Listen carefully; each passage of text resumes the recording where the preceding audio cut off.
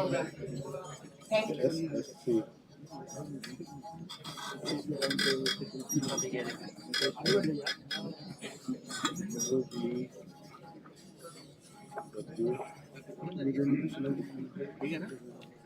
George ये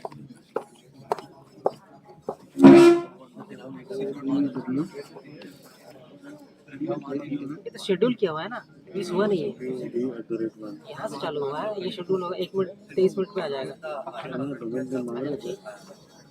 wait करना पड़ेगा।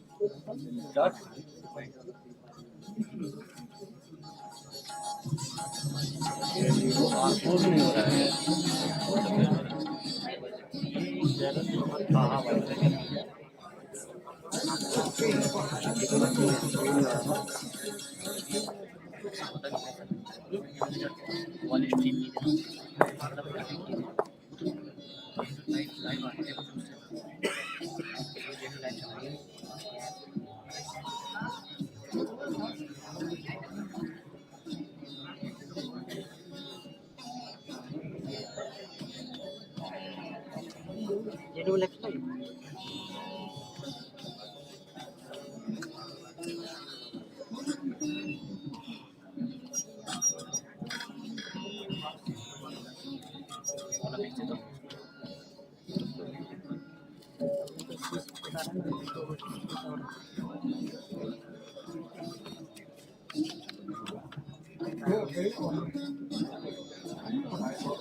तुम्हारा कौन सा चल रहा है? जेन्यू ऑनलाइन है ना, दिख रहा है।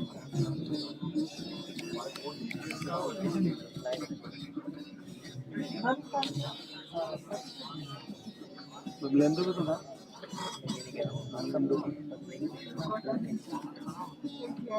उसके हिसाब से मेरा टाइम 20 हो गया।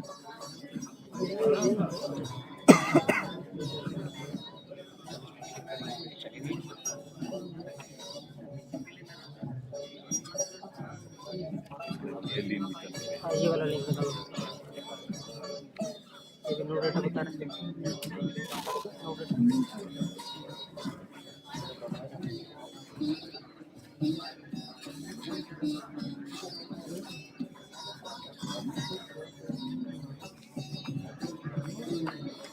हाँ ये वाला लिंक बता, चलो इसको ये वाला लिंक बता।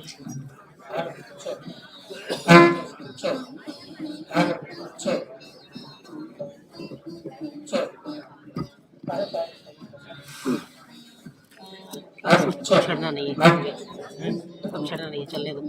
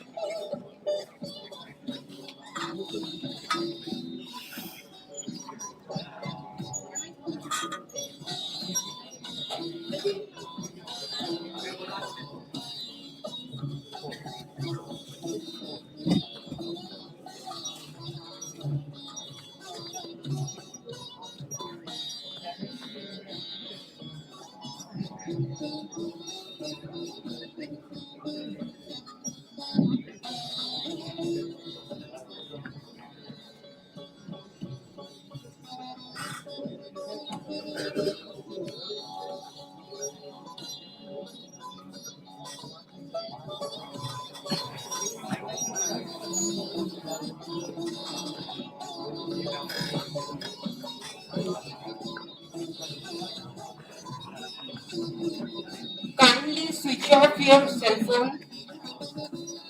I request everyone, kindly switch off your cell phone.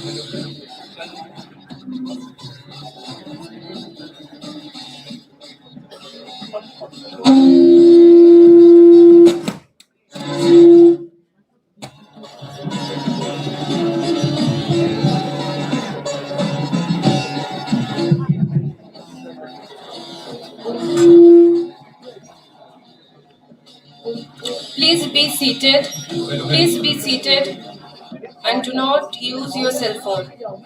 Kindly switch off your cell phone.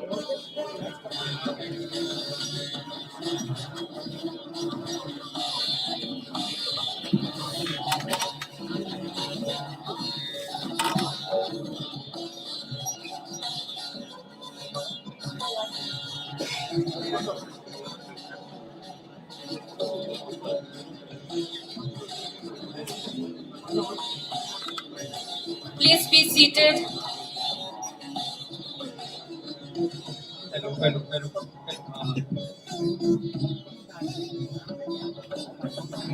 Vice Chancellor Madam and Honorable Vice President of India will arrive soon. Please be seated. Kindly do not switch on your cell phone.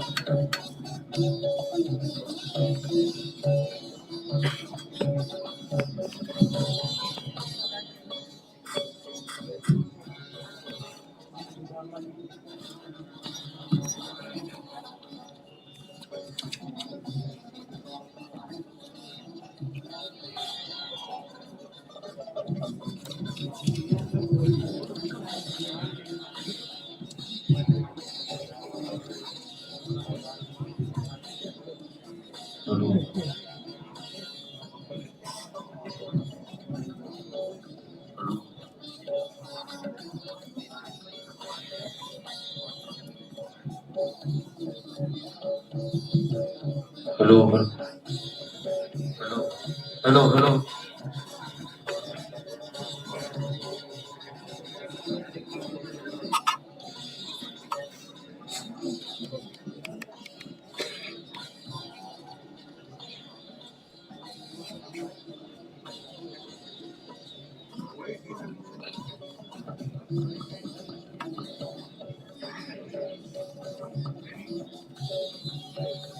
Please be seated.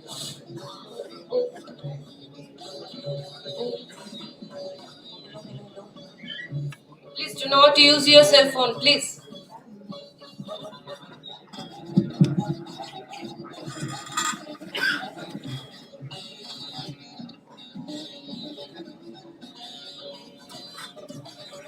Mic test.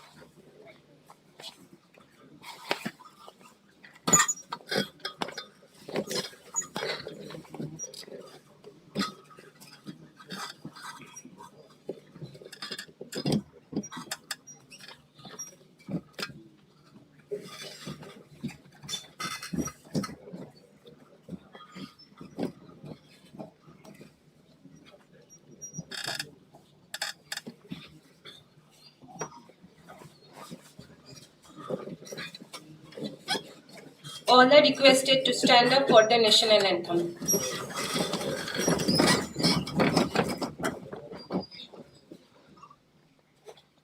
जनगण मन अधिनायक जय हे भारत भाग्य विधाता पंजाब सिंध गुजरात मराठा द्राविड उत्कल बंगा विंध्य हिमाचल यमुना गंगा उच्चल जलधि तरंगा तव शुभ नामे जागे तव शुभ आशीष मांगे गाहे तव जय गाथा जन गण मंगल दायक जय हे भारत भाग्य विधाता जय हे जय हे जय हे जय जय जय जय हे।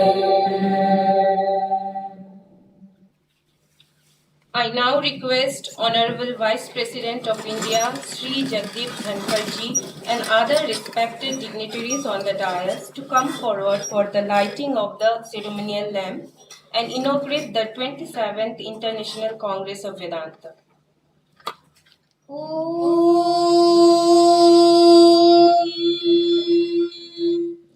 अग्निमीडे पुरोहितै यज्ञस्य देवमृत्विजम् होतारं रत्नधातमम् अग्निः पूर्वेभिर्षिभिरेड्यो नूतनैरुताम् स देवाङ्गेह वक्षते अग्निना आरैमश्नवत्पोषमेव दिवे दिवे यशसं वीरवत्तमम् अग्नेयै यज्ञमध्वरं विश्वतः परिभूरसि स इद्देवेषु गच्छति अग्निर्होता कविक्रतुः सत्यश्चित्रश्रवस्तमः देवो देवेभिरागमत यदङ्गदाशुषे त्वमग्ने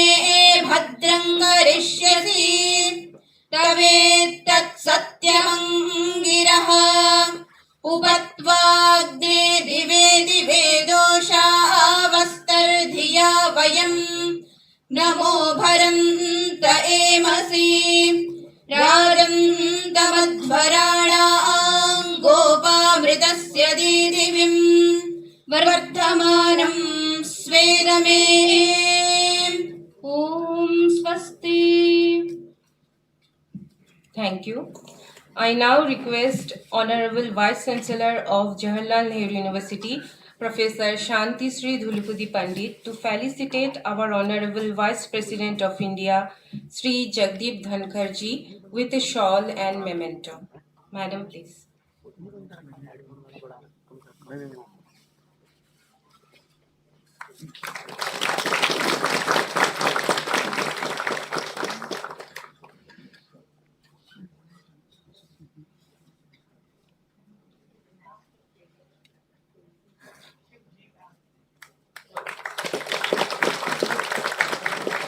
Thank you. This 27th International Congress of Vedanta is organized by the Center for Philosophy JNU in collaboration with ICPR New Delhi, Central Sanskrit University New Delhi, Center for Indic Studies, UMass Dartmouth, and the director of this 27th Congress of Vedanta is Professor Adarshipalli Nataraju. I now request Honorable Vice Chancellor of JNU, Professor Shanti Sri Dhulipudi Pandit, to deliver the welcome speech. Madam, please.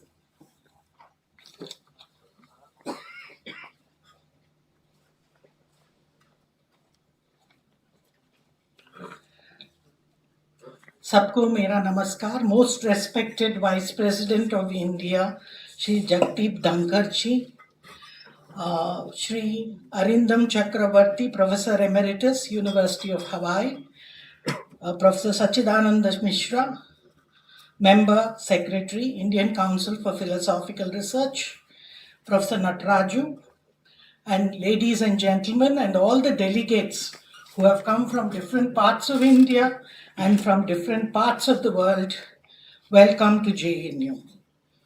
Respected Sir, We are extremely thankful to you for your august presence at the 27th International Congress of Vedanta.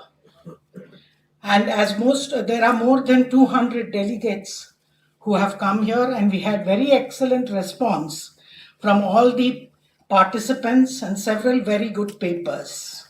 We thank you for sparing your time to come to India's topmost university, multidisciplinary university, in the last 3 years, both in the NIRF rankings and in the QS rankings.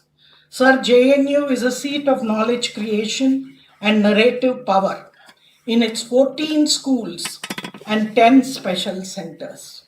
Sir, today we celebrate Nari Shakti while paying our respects to Mata Savitri Bai Phule on her 193rd birth anniversary, and we also support the Prime Minister's vision and mission in women's-led development. Sir, in this conference, JNU is celebrating the entire Indic civilization or Bharatiya Jnana Parampara, where tradition meets with modernity, continuity with change, realm with region, myth with reality in constructing a Bharatiya narrative architecture. The Vedanta conference, sir, was the idea of your predecessor, former Vice President and President of India, Sarvepalli Radhakrishnan, and enunciated by Swami Vivekananda, both unique and universal, because it talks of Adhyatma Vidya, and this dharmic civilization state of India wants to make this to reimagine the much distressed world order. I finally welcome you all again by saying that JNU is a unique university. It is also universal. It represents India's diversity in unity. It symbolizes democracy, development, deliberation, discussion, debate, diversity, difference, deliberation, and decentralization. And hence, once again, welcome to JNU. So once again, we thank you for coming and blessing us today. Thank you all. Welcome to JNU. Jai Hind. Thank you, Madam. May I now request Professor Arindam Chakravarti, Professor Emeritus, University of Hawaii, to address the hall. Sir, please.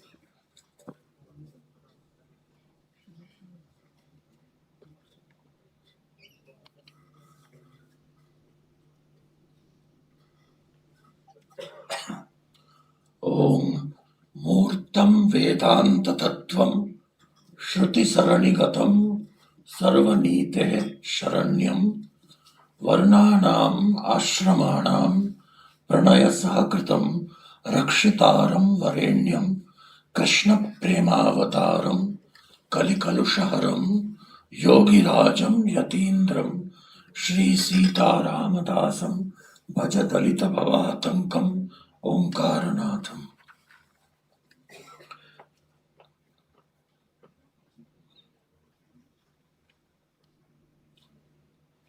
Rigveda starts with questions. Where did this universe come from? And that sets the tune, not only for Hindus, but for all Indian philosophical schools, where 10 different answers are given to that question. And even the Vedas, which are supposed to be the definitive knowledge, ends by a question. Does he know? Maybe even he does not. And this spirit of questioning not only is the heart of Indian philosophy, it shows a certain cultural diversity which makes us able to welcome not only as our neighbors and friends, but as central to Indian culture, both devotees of Narayana, both devotees of Shiva, and Devi, and completely godless atheists, Buddhists, who are highly respected as central to Indian culture. So you don't have to believe in any dogma as long as, contrary to the advertisement by Indologists and Western scholars, contrary to that, as long as you are a rational thinker. All Indian philosophers put reason first, including the Vedas. There is nothing that we do not question. That is why the sweetest and the most important for nowadays episode of the Upanishads, as all of you know, Vedanta is simply a synonym of the word Upanishad. Vedanto nama Upanishad Pramanam. And everybody knows why that is so, because Vedas have 4 parts: Mantra, Brahmana, Aranyaka, and Upanishad, and the end part is Vedanta. But this has to be also qualified, because Mantra, which is the first part, we all say that's for rituals. Mantra jag yajna ka hai. But not true. Because the greatest Upanishads, about which I will speak later on today, Isha Upanishad, 18 verses. I would make a humble plea that the 18 chapters of the Bhagavad Gita are commentaries on those 18 verses. Now, that Upanishad does not occur in an Aranyaka or in a Brahmana or in an Upanishad part. It occurs in the Mantra Bhag. So all 4 parts of the Vedas are full of knowledge, not just theoretical knowledge. The Indo-European source of the word Veda is the same as the word video, where you hear as well as see, both. Of course it is Shruti, but it's also direct vision. So Darshana, Shruti and Yukti come together in Indian philosophy. And if the Yukti for the Jainas lead to Anekantavada, pluralism, then that is accepted. If the Yukti leads to there is no God, we are fully responsible for all our sufferings. We have to, there is nobody can help us. We have to be our own light. Buddha's last advice, Atma Deepo Bhava. Then that is another one. Just the opposite of the Vaishnavas, to which I belong. No, we cannot do anything by Purushakara. We have to submit. Tameva Sharanam Gacha Sarva Bhavena Bharata. That also is Indian philosophy. Sometimes modern revivalists get confused because they are attacked by Christians and others and missionaries. Tell us in one go, what is your main philosophy, Vedanta? So we feel that we are weak by this plurality. We are not. As that is why the courageous sannyasi, Narendranath Datta, becoming Vivekananda. First time he gets an opportunity. Poor man, he lost his certificate which he brought from India. He didn't have any identity card, but he speaks for 5 minutes, 10 minutes, first speech. In that, he quotes from Shiva Mahimna Stotra, not about Shiva's Mahima, but about many rivers. Ruchinam, Vaichitrat, Riju, Kutila. Some paths, some rivers go straight, some rivers go like Nayayikas, go like this. Okay? But finally, they all come to the same place. So, let this Vedanta Congress bring back the great pluralistic tradition of all of Indian philosophy, accommodating people who believe in Shiva, people who believe in God, people who do not believe in God, people who believe in Vishnu, people who believe in Purushakara, and let all our Upanishads be Prashnopanishad.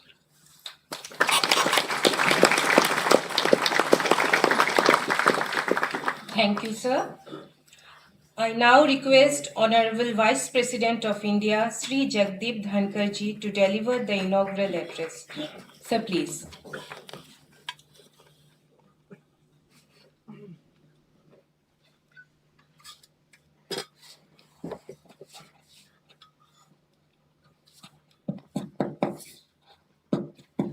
Good to check. Very good morning to all of you. Sri Arindam Chakrabarti, Emeritus Professor, University of Hawaii, USA. I have been Governor State of West Bengal for 3 years. Namaskar. And I am sure this greeting will resonate also in West Bengal with the concerned. Professor Shanti Shri Tulipuri Pandit, a difficult name, but then generates seamless connect. She first acts and then thinks. The first woman Vice Chancellor, Jawaharlal Nehru University, and she talked of women-led governance empowerment. I entered the hall with a sense of relief. Your gender is dominating. 4 of us on the dais will have to do all we can to match your presence. Sri Nataraju Adar Supri, Director 27th International Congress of Vedanta. Sri Sachinanand Mishra, Member Secretary, Indian Council for Philosophical Research. Delegates from the country and outside, and my dear students. I will start with a caveat. I am not fully exposed to the academic concept of Vedanta, but I am charmed by it. I am influenced by it. Its a practical aspect dominates my thought process. Friends, it is an absolute honor to be at the inaugural function of the 27th International Congress of Vedanta.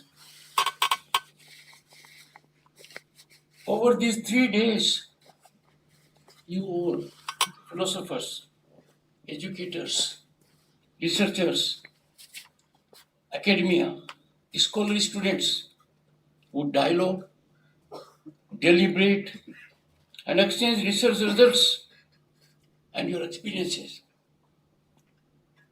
After having heard Sri Arindam Chakrabarti, I am full of optimism and hope that there would be an enlightening ideation that will guide us in the very difficult, challenging times, daunting times we all are faced with.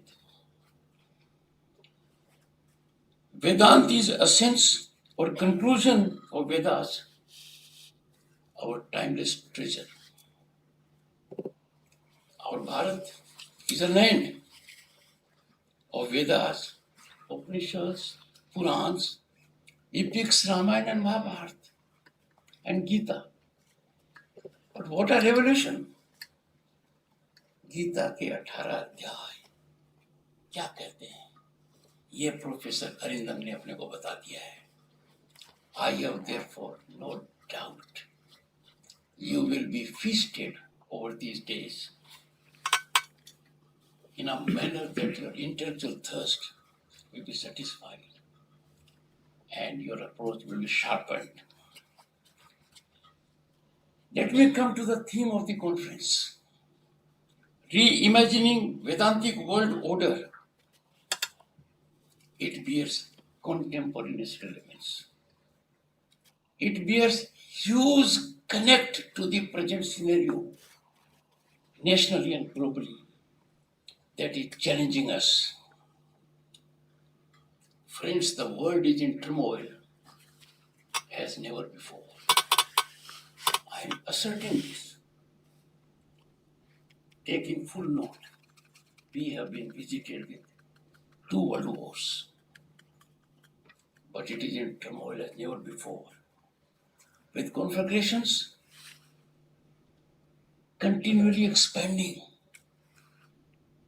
tensions and unrest dotting every part of the planet, not only with human beings, but also with living beings. We are faced with cliff-hanging situation when it comes to existential challenge of climate menace. From digital misinformation, disinformation, to depleting resources, fast depleting. Why? We are reckless. We are not acting as trustees. We are guided by self-interest. We seek to exploit them for our gain. We ignore the larger good and welfare of the humanity and the planet. Cyber warfare, and as I said, apocalyptic climate menace, these unprecedented challenges require technological solutions with ethical wisdom. Ethical wisdom and practical approach can emanate from such kind of discourses and deliberations by deep understanding of Vedanta philosophy.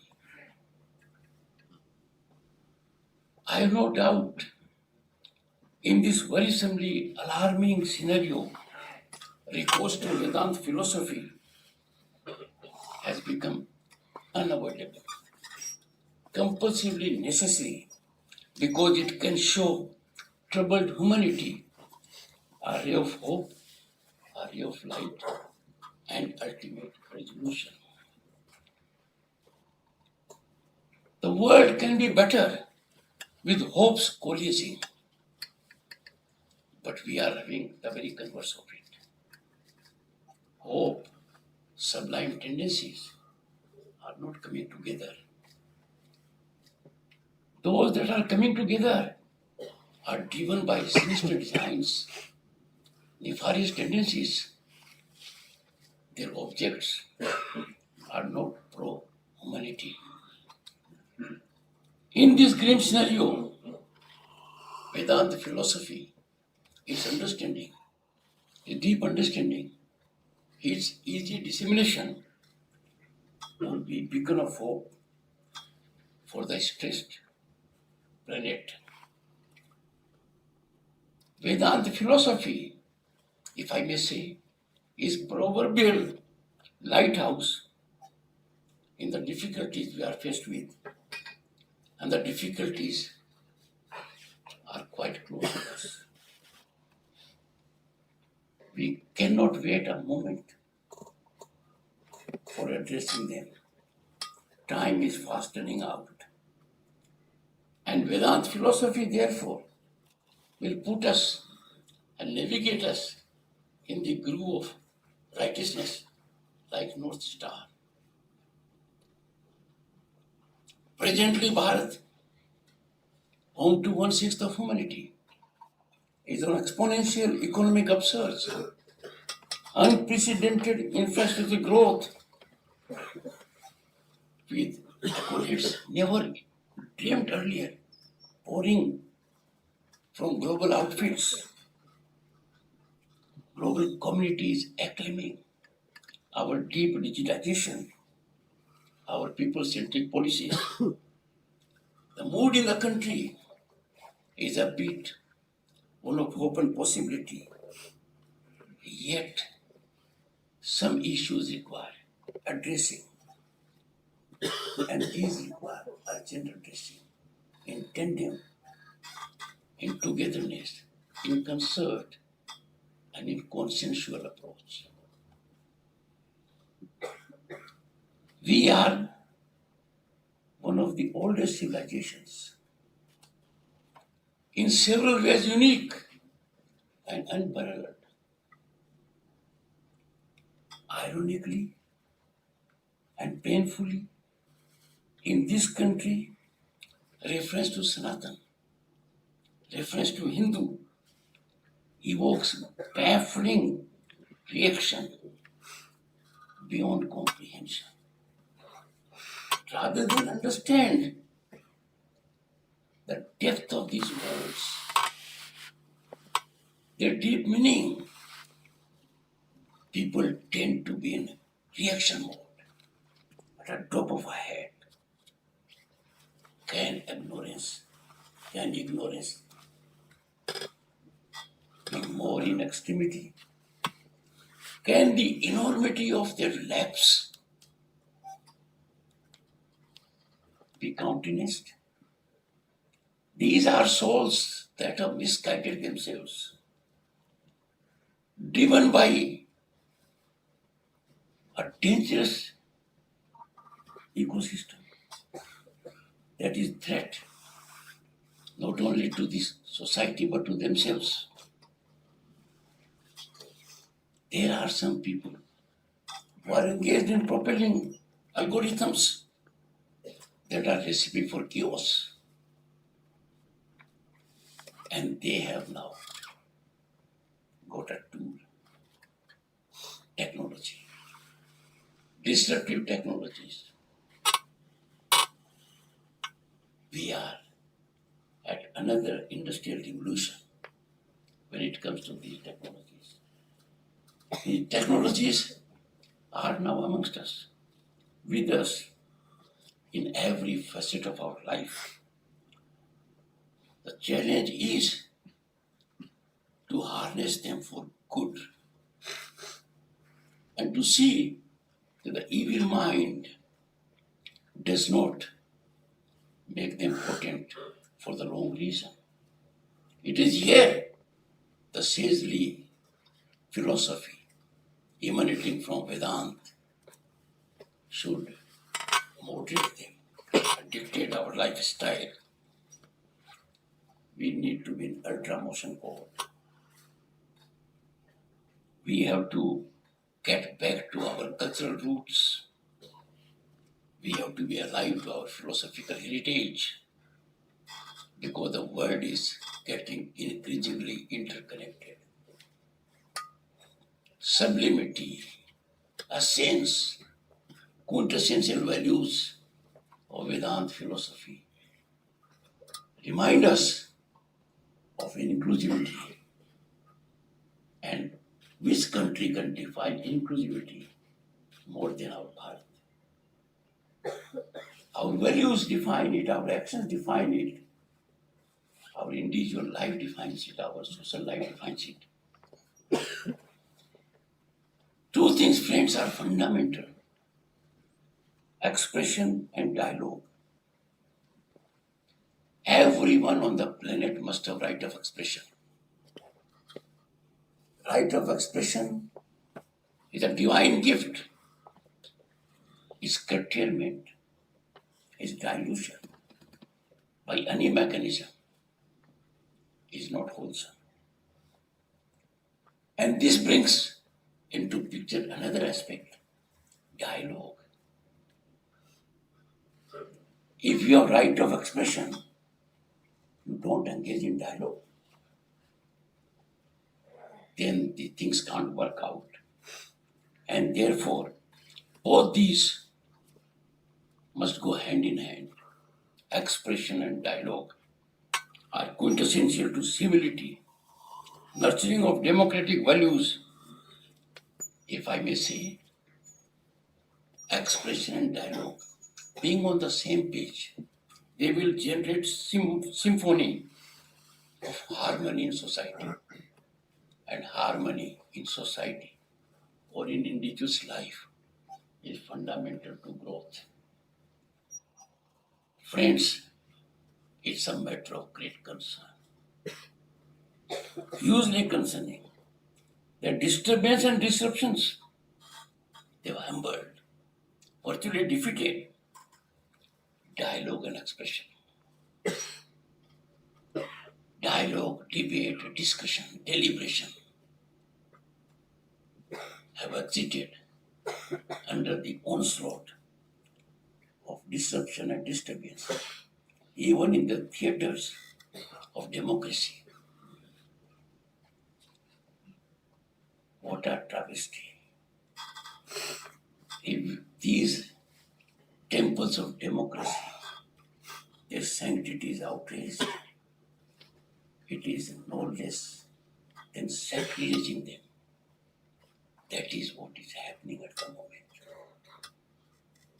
But if we delve deep into Vedanta philosophy, we come to know about it, rest will follow. And therefore, such kind of discourses are very, very essential.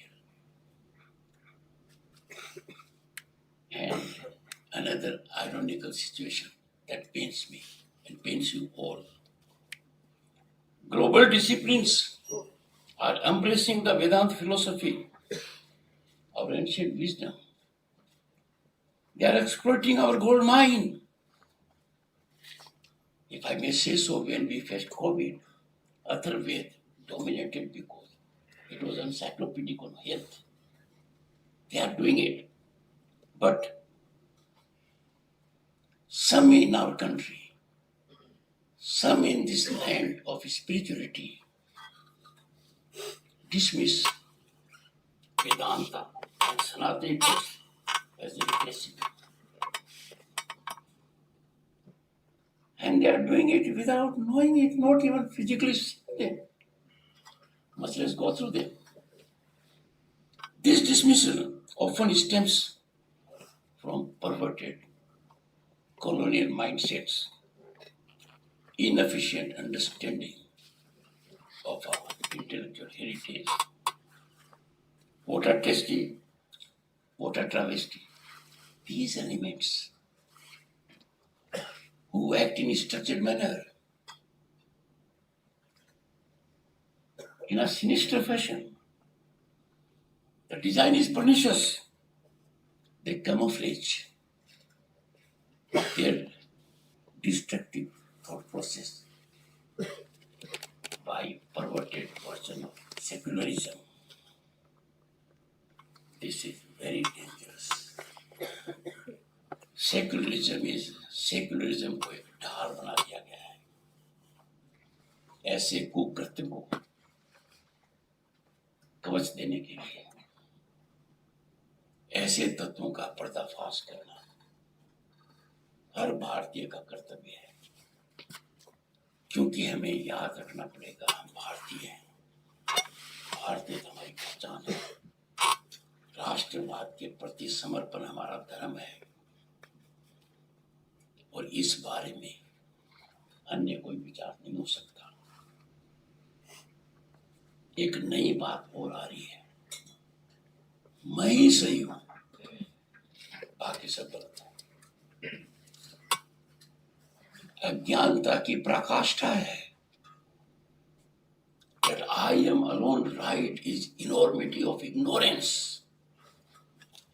It reflects arrogance in extremity. Steadfast clinging to one's stance as absolute truth and refusing to consider other viewpoint these days dominates public discourse. This intolerance undermines first our democratic values. Second, it disturbs harmony in society. And third, it doesn't allow productivity. On all counts, it leads only to disaster and failure. This rigid insistence of one's perceived righteousness, coupled with resistance to other perspectives, I will not disagree. Your point of view has no value for me. I will not even consider it. That approach, coupled with resistance to other perspectives, this has become a pattern beyond our country. And this is the reason for much of the disturbance, restiveness, and restlessness in the populace across the planet. Such approach, friends, in my view, is antithetical to sublimity of Vedanta philosophy that invariably offers a ray of hope and light, howsoever dark the tunnel may be. It is a solution for every situation,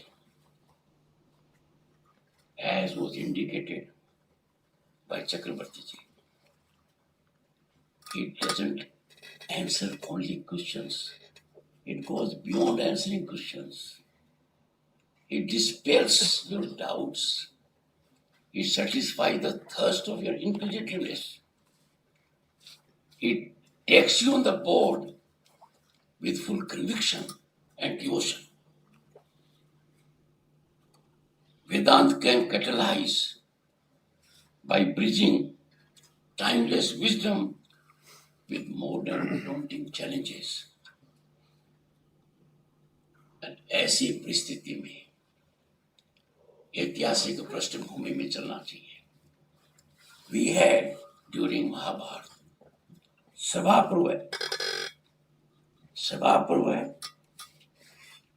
was there always to draw right lessons after dialogue, debate, discussion, deliberation, understanding each other's point of view in an atmosphere of discipline and decorum. Never believing I alone am right. Always believing you have a good point.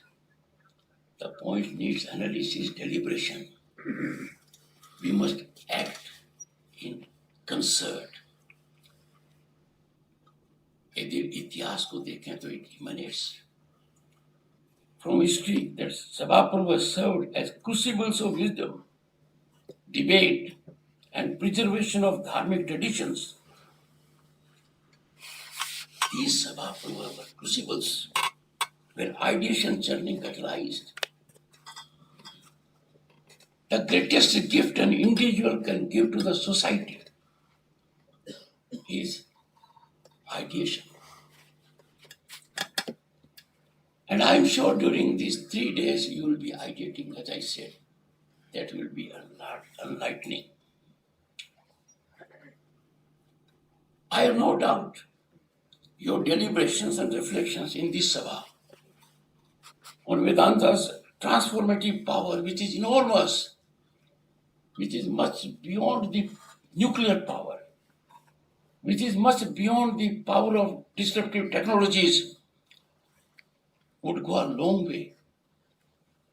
First, in arresting the downside. Second, in retrieving the situation, repairing it. And lastly, getting us back into the right groove. Vedanta is much beyond a philosophy. It is algorithm for human consciousness and consciousness both. In today's era of artificial intelligence and machine learning and the kind blockchain and other disruptive technologies, take them all in one block and you will find this ancient framework of Vedanta philosophy and knowledge offers insights into the most sophisticated computer that is available in the universe, and that is the human mind. Vedanta extends more than just offering answers, as I said, and as was said by Chakrabartiji. It dissolves your question. It does not negate your question. It does not question your question. It dissolves it. You absorb the resolution. The absorption by you is so seamless that you are in oneness. And the greatest satisfaction is when we are troubled, when we are inquisitive, when we don't have an answer, and someone shows us the path. This is what Vedanta does. Friends, it is expedient. I would say it is urgently expedient. The collective mission of this august assembly, this Sabha, must be to extend this illumination not to millions, but to billions. This illumination, friends, works at both levels. Like, what can you contribute for your nation? An individual can contribute. Society can also contribute. This also here, the illumination is individual and collective. As they said, Veshti and Samasti, at both. And these will transform personal consciousness by generating social awareness. This reimagining, which is one of your facets of your theme, provides framework for addressing modern challenges while maintaining the authenticity of ancient wisdom. Look at the modern challenge your child faces. Look at the modern challenge your relationship faces. Look at the present challenge that defines all the wrong things about your relationships with your teacher, with your parents, with your neighbors. A solution is available in our ancient wisdom, Vedanta philosophy. At its core, Vedanta promotes dialogue. This dialogic tradition shows how different viewpoints can coexist while maintaining philosophical rigor. I try my utmost as chairman Rajya Sabha. Rajya Sabha is House of Elders, Council of States, the upper house. And there we are never in dialogue. I am sure if the members of parliament are led to study Vedanta philosophy, they would surely be more receptive.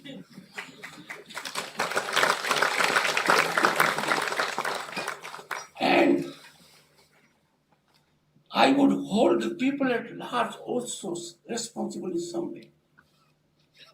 They should generate pressure on people who fail to perform their duty. People do it when a doctor is not performing duty, when a lawyer is not performing duty, when a public servant is not performing duty. But why don't you be in high decibel agitation to deal when your representatives don't do their duty? Their actions are not in conformity with the essence of Vedanta philosophy. These traditions engage in rigorous debate. There is a respect for decorum, respect for other point of view, and this is reflective of intellectual maturity. This model of respectful disagreement, Vaad Vivad Parampara, exemplifies his scholarly discourse. मैं आपसे सहमत नहीं हूं, ये intellectual discourse है, पर मैं आपके मत को अपने जहन में नहीं आने दूंगा. I will be impregnably equipped to be repulsive to your point of view. When you don't listen to other point of view, you are revealing one thing, that you are arrogant. You think I am alone, right? No one else. You are being judgmental on the other person. And secondly, for rational mind, you are irrational. And for ordinary language, you are fixed. एक सुना था मैंने, बहुत लंबा समय हो गया अपना चेहरा देखा नहीं, कोई मुझे आईना दिखाए. वेदांत फिलोसफी.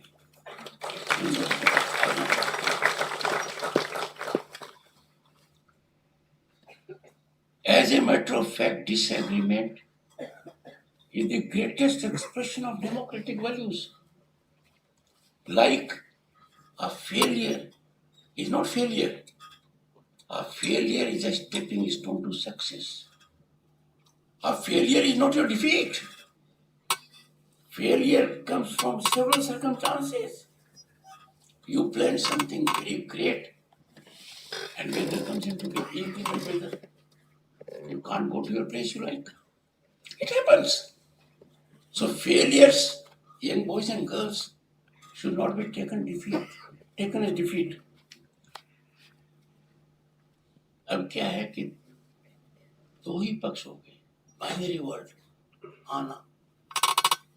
अरे हाना का तो मतलब ही नहीं है. वेदांत philosophy teaches you not this, not that. It doesn't say yes or no.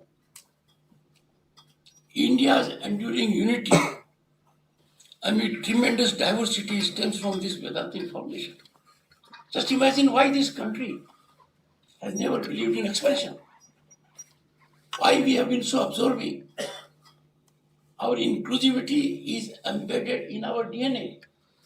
That has evolved for more than 5,000 years.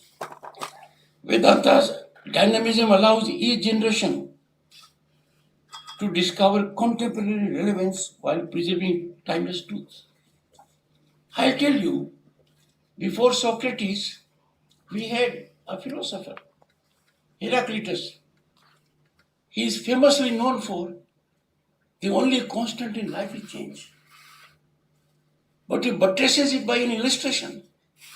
The same person cannot enter the same river twice. Neither the person is the same nor the river is the same.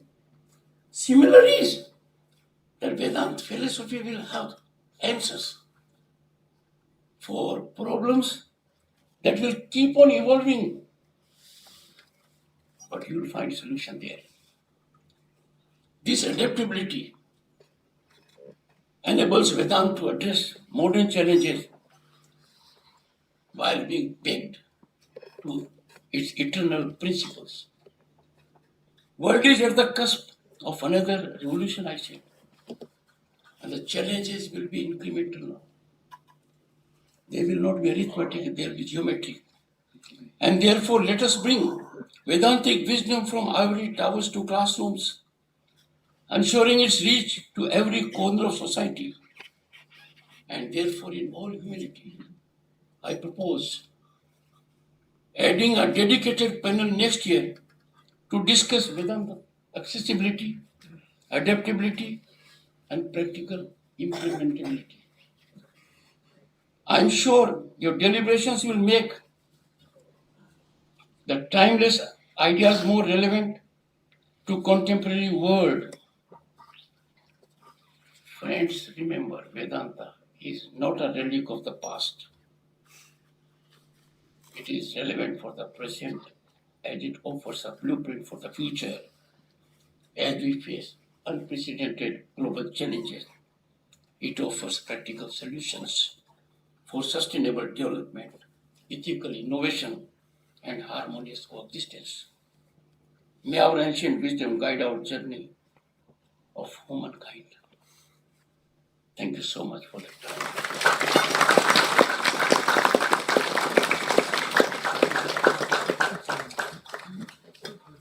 Thank you, sir. All are requested once again to stand up for the national anthem.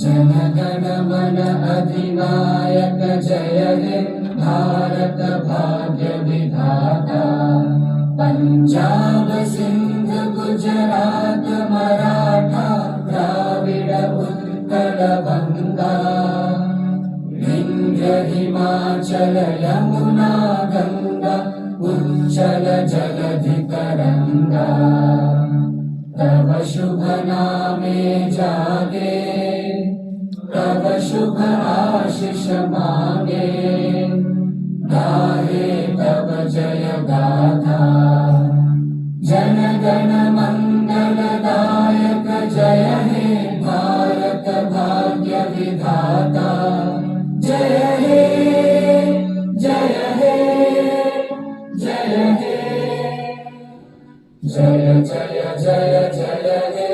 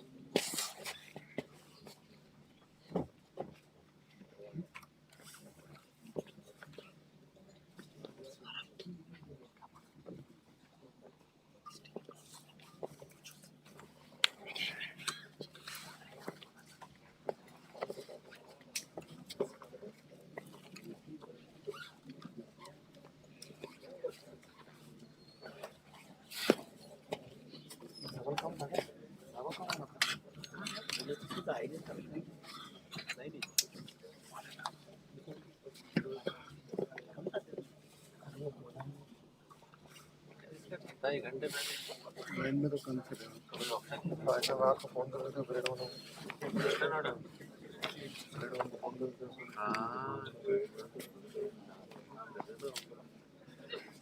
बिठा दो सबको बोलो बैठ